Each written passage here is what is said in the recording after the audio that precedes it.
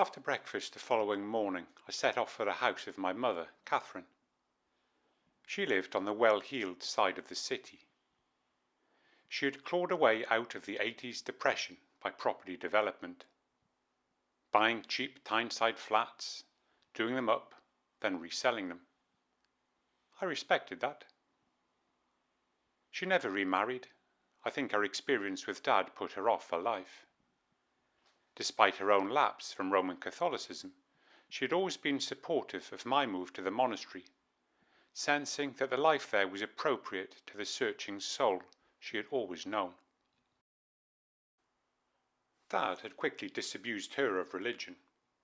She was 17 when they met, so it had not been difficult to undermine her faith with a few profound quotes from Nietzsche et al.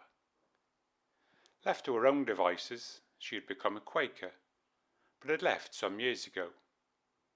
She said it was because of a row over which chairs they should buy for the meeting room. But I'm sure something deeper was missing for her there. Maybe the emptiness was just too empty. I was intrigued by the idea of everyone sitting in silence, waiting for the spirit to move somebody to speak. So I went along with her once. I enjoyed the silence, but then a woman called Maisie started rambling about nuclear disarmament, then the miners' strike, then her sick cat. Doubtless she saw a connection, but as for the rest of us... I've always been comfortable with silence, but the one which followed Maisie just felt awkward and embarrassing to me. In the year or two before my visit, Mum's letters had told me, in a kind of confessional manner, that she was popping in to the odd service at the Catholic Church. How much of it was from genuine searching and how much from nostalgia, I wondered. And can one entirely separate the two anyway? The child's faith is pure, and something inside the clever adult longs to return to it. Unless you become like little children, you will never enter the kingdom of heaven. I decided to go this scenic route across my confessional spot, Cow Hill. It was a glorious morning. The grass was that fresh spring green that one doesn't get in Greece, and the breeze had that sharp northern edge, one of those things you have to lose in order to appreciate. I climbed to the top and sat down. To the north I could just make out the top of the Cheviot Hills far away, a slightly darker shade of silver than the clouds above them. Jake was up there somewhere, and tomorrow I will be heading up to see him. Looking towards the town centre, I could see some of the taller buildings. The civic centre, the multi-storey car park, and, of course, the Geordie Mecca, St James's Park. In winter, John and I would bring our sledges up here and fly down the hill, time and time again. In summer, the fun fair would arrive. Dodgems, shooting range, ghost train, hook the duck to win a goldfish. It was known as the hoppings, which I later found out was a medieval term for a dance. Fairs have been held there ever since the Middle Ages. I used to come to Cow Hill often during childhood, when Dad was angry or when Mum was having one of her moods. A memory came to me of lying there one morning, feeling hopeless, lost and lonely, aged around 18.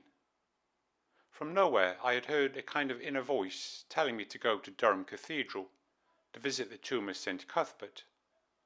I was to buy a cross and wear it always.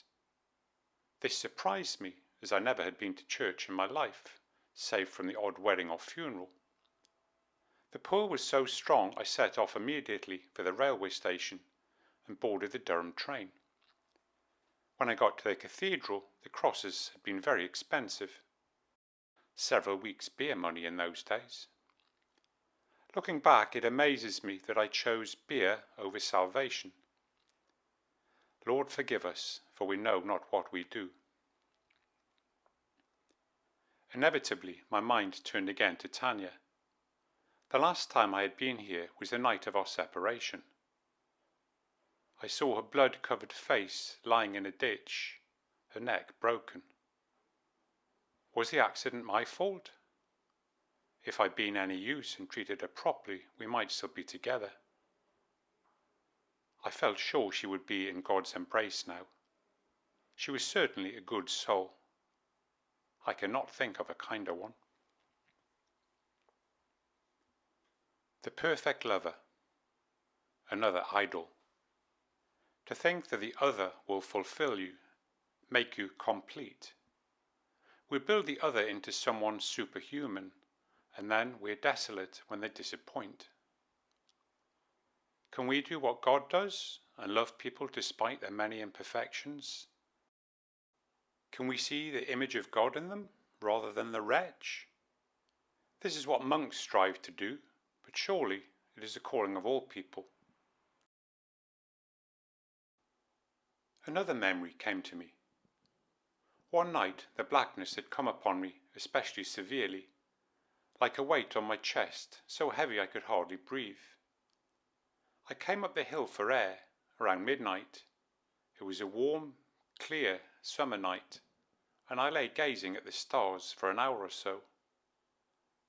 Then, from nowhere, a warm embrace was holding me. The pain was still there, and the blackness, but they were held inside something much greater. They made sense. They had to be there as part of the overall scheme of things. Much later, the elder had explained that God may use our suffering to draw us towards Him. He warned me that as one progresses slowly along the spiritual path, the pain may even increase, but it becomes entwined with a great joy. Sometimes one does not even wish to lose the pain, because it brings a kind of sweetness. I wonder now what it would be like if I could meet myself as a 17-year-old. What advice would I give? Would it be heeded? One has to be ready to receive something. I got up slowly and stretched my stiff legs. As I headed down the hill towards Mum's house, a memory of her came. I must have been about 10 years old. She had been in bed for a few days, maybe a week. Why? I couldn't work it out. I went into her bedroom, and the air changed. It was thicker, like a dark cloud, despite everything in the room being white. The pale curtains fluttered slightly. The whiteness was broken only by the delicate roses on the wallpaper. The only sound was Mum's heavy breathing. She was asleep. A bottle of pills was on the bedside table. The label had a long, complicated name. I looked at Mum's face, white and shiny, stretched, taut across the bones. Face screwed up in a pained expression. Eyes sunken into the sockets. I knew I should have felt sorry for her, but I just didn't. I suppose it was beyond my capacity back then. After a while her eyes opened, very slowly. She didn't recognize me for a few moments. Then after a while her voice croaked, "Mark," then tailed off weakly. I suppose she couldn't think of anything to say. Neither could I. I took hold of her hand. It was clammy and cold. Her eyes closed, and I stood there for a few minutes until she fell back to sleep. Then I released my grip slowly and crept out of the room. Mum now lived in a small cottage with a big garden that was her pride and joy. On approaching, I saw her pulling out some weeds and called out, "Hello, Mum." Catherine had been deeply absorbed in her task and was startled by the cry. She looked at me, hardly believing it was I, and froze for a moment. When I got closer, she threw her arms around me and smiled. When we broke the embrace, I saw a tear in her eye and felt one in my own. Mum shook her head and looked me over. Goodness me, just look at you. I had not seen her in over 10 years and was lost for words. She had aged very well. There were a few deeper lines in her face, but she looked more resilient. Her eyes gave less of an impression of carrying a huge burden. Her skin was still white, but less pasty and more vibrant. Her face bones seemed even more sharply drawn than before. Overall, her movement was more animated, more engaged with life. I suddenly realized that whenever I remembered her, she was like a black and white photograph. Now, she was a coloured moving picture. I sensed she had found some kind of peace at last. Over tea she asked, "So, are you happy?" I replied, "Is happiness so important? I have found something much more than happiness. But since you ask, yes, I'm happy." By then I had realized that happiness was not found by seeking it, but by giving one's life to God. I said, "Seek first the kingdom of heaven, and all the rest shall be given to you." "Amen," Mum replied. "I can see that now. Why don't they tell you that at school?" Actually, I suppose they did, but I didn't get it.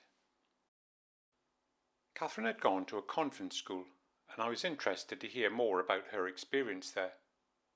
"What was it like, Mum?" "Oh, people talk a lot of nonsense about nuns. They get a bad press. There were good ones and not so good ones, like everywhere else. I have fond memories of many of them. I used to love singing with Sister Lucia. Her love for Jesus really inspired us. It was so infectious, like her laugh. I find myself singing the old Latin tunes nowadays. Oh, it's a pity they dropped that beautiful language. As I told you, I do go sometimes, but honestly, it's just not the same. That sense of awe, it's just not there. They try desperately hard to make everything relevant, that ghastly word. But it's not about what is relevant, it's about what is eternal, surely." She launched into the Gloria with a passion which took me by surprise.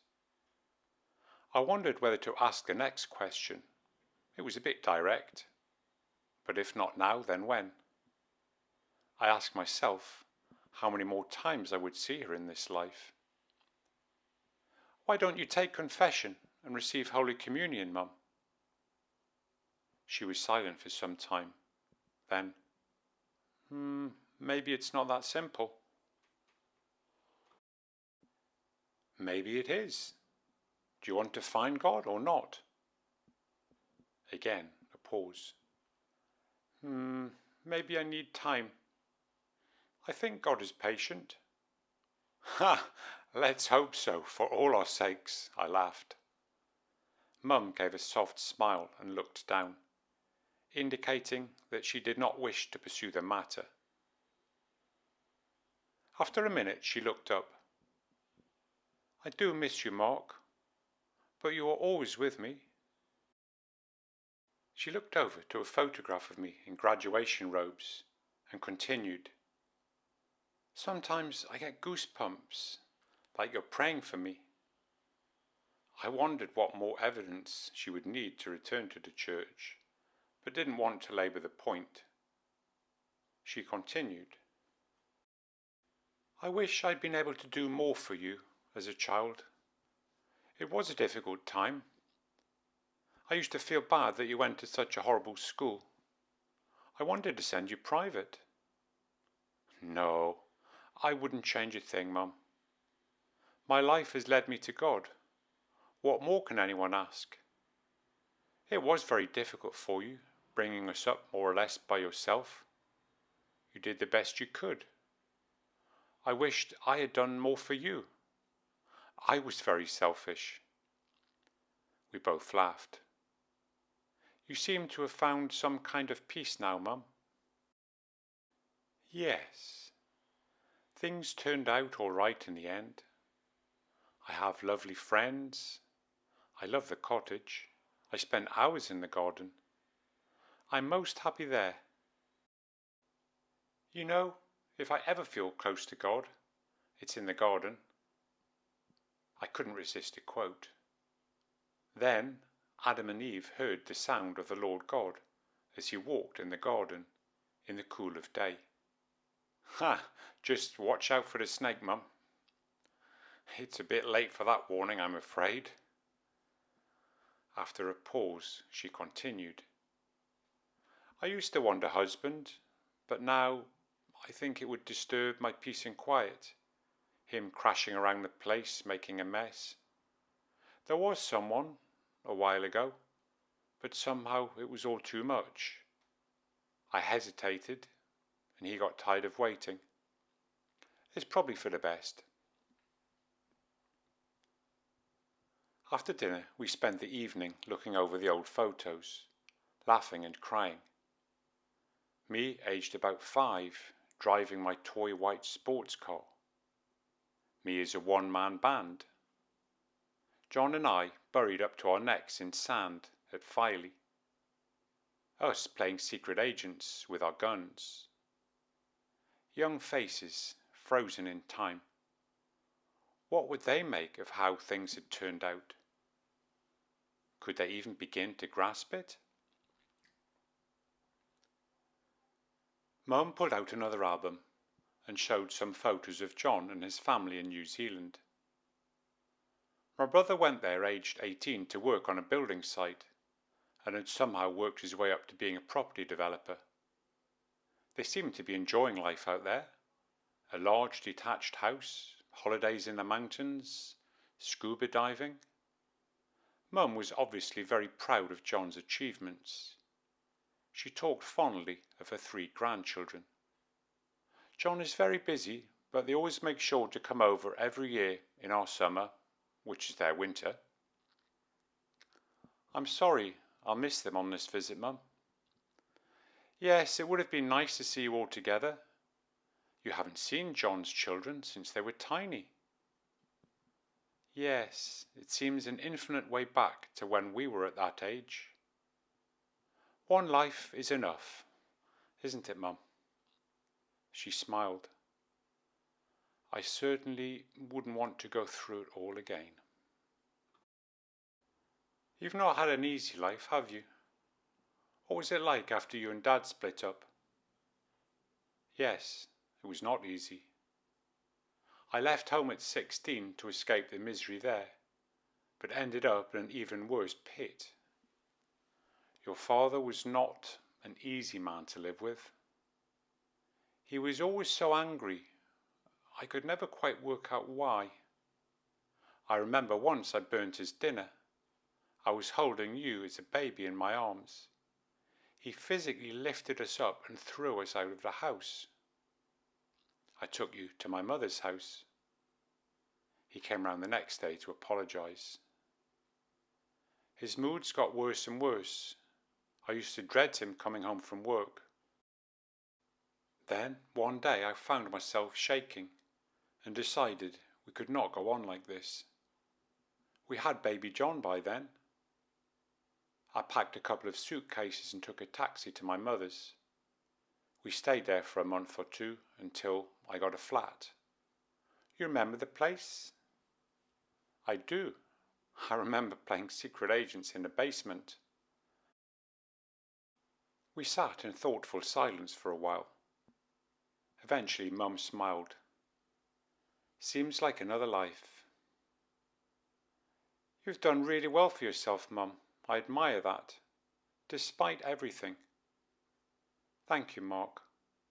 The most important thing is I've come to terms with it all. Amen to that. After a while she asked, I have a few heavy jobs lined up for you in the garden, if you could. I'd love to. And so, we spent a blessed afternoon in Catherine's paradise. Looking back on it now, it seems like a dream. Something between us healed that day.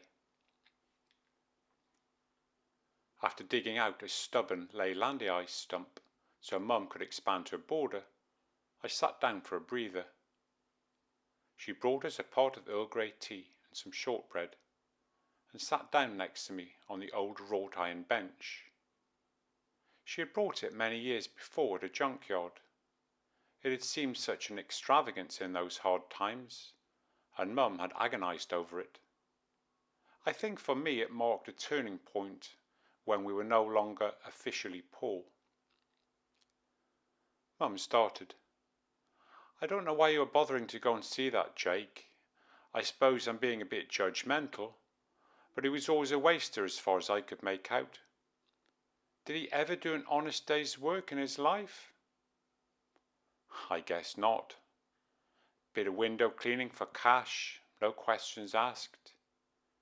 He always knew he was going to inherit his aunt's money, so he had no incentive to think about a career. I guess we were kind of seeking the truth together at some point. Except you explored it properly. You went and studied philosophy. He couldn't even be bothered to finish his A-levels. True. Remember that time he drove me all the way to Rome in his battered old Mini? Somehow we ended up in the middle of the Pyrenees. On the way down the mountain the foot brake failed, and he had to apply the handbrake all the way to Barcelona. We got hopelessly lost. Found ourselves driving through torrential rain, listening to Riders on the Storm. A bond is created, isn't it? Some bond. He stole your girlfriend. Well, I sighed, I didn't own her. I certainly didn't deserve her. We were all young and daft. I savoured my Earl Grey. Nice. I miss the old Earl in Greece. I can always send it to you. Oh, thanks. I had no idea how to broach the next subject, so I just said plainly, Jake has lung cancer. He has maybe a year or so. Mum was shocked. But he's so young. Oh goodness, I feel bad about having a go at him now. You should have told me right away. She took a bite of a biscuit and continued, Well, I understand why you're going to see him now. Could be the last time. Has he made peace with life, I wonder? I think dying is okay if one has done that. I guess I'll find out. And did you know Tanya was killed on her motorbike? Mum was really shocked now. Her face twisted up and she shook her head. But she was such a kind girl. Used to do the shopping for me when I was ill. Even did some cooking and cleaning. Wouldn't take a penny for it. After a sad pause, she continued, And their poor son, Jeff, isn't it? Yes. It's a real mess. Jake has some kind of question he wants to ask me. I think it might be about Jeff. I don't know. Maybe he wants me to keep an eye on him when he goes. Well, it's not really your business, is it, Mark? I don't know. We'll see what happens. We finished our tea in silence, enjoying the garden. It provided a kind of solace, a counterweight to human misery. At bedtime, Mum asked, "What time's Bob picking you up tomorrow? It's good of him to drive you all the way up there to see Jake. I always thought he was a nice lad. A bit of get up and go about him." "Yes, he's coming at 9. I'll see you again on the way back anyway." "Yes." "Good. One more time. But we better be off to bed now, eh, Mark?" "Yes. Night, Mum. It's lovely to see you." "Yes. But don't leave it as long next time." I lay on my bed and looked around the cosy room. Tasteful wallpaper with a hint of pink roses. Always roses. A Victorian bedside lamp, which we had picked up in Tynemouth Market. A spotless white duvet with one thin pink line down the side. Matching pillows. On the wall, a watercolour of Newcastle in a tasteful gold frame. Quite a contrast from my room at Dad's. I lay there wondering how they had ever been man and wife. Could they have worked things out between them? Maybe, if they had allowed God's water to smooth off their rough edges. My thoughts turned to young Jeff. I wondered whether I would meet him on this trip. Losing his mother at so young an age, and now to lose his father. Was this what Jake wanted to discuss? I knelt in prayer for Jake, Tanya, and Jeff. I slept fitfully, with many vivid dreams, mostly underwater. I was diving deeply in the Atlantic, trying to rescue Jake and Tanya, who were stuck in the Titanic. I knew they were in one of the bedrooms, so was swimming into them one by one. Endless corridors, going round and round in circles. A bedroom door slammed shut, trapping me in the room. There was a tapping at the porthole, and when I looked through it I saw 2 dolphins, Jake and Tanya. Jake sent a beam of red light from his eyes to turn me into a tiny dolphin, so I could swim out of the porthole. We had a conversation using dolphin sounds. I was trying to persuade them to come back to the earthly world to look after Jeff. They were trying to persuade me to go and bring Jeff into the watery realm. By this time the 3 of us were sitting on a sofa, dressed in Newcastle United shirts, drinking Newcastle brown ale. Just as the conversation became deadlocked, an octopus appeared. Jeff. His dolphin parents put a Newcastle United shirt on him, and the 3 of them swam off, roaring with bubbly laughter.